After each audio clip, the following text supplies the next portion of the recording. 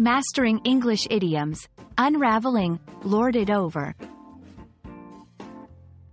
Hello everyone, in today's video, we're going to explore the meaning and use of the English phrase, lord it over. This idiom is quite interesting, and understanding it can really enhance your English language skills, especially in understanding context and expressions. Let's dive in. Lord it over is an idiom that means to act in a way that shows you believe you are better than other people, often by giving orders or expecting others to obey you. The phrase originates from the idea of a lord, or a person with power and authority, acting in a dominant or superior way over others. It often has a negative connotation, suggesting arrogance or an abuse of power.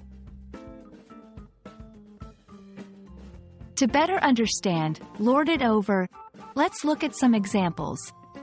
1. Ever since he was promoted, he's been lording it over the rest of the team. 2. This implies the person has become arrogant or overly authoritative after a promotion. 3. She loves to lord it over her younger siblings. 4. Here, it suggests someone using their age or status to assert dominance over their siblings.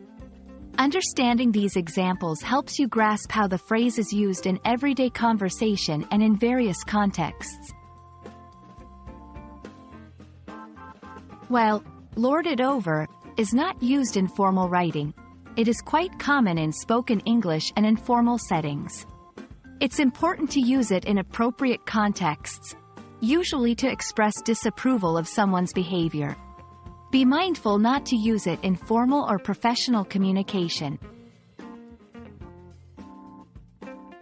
I hope this video helps you understand and use the phrase, lord it over, correctly in your English conversations.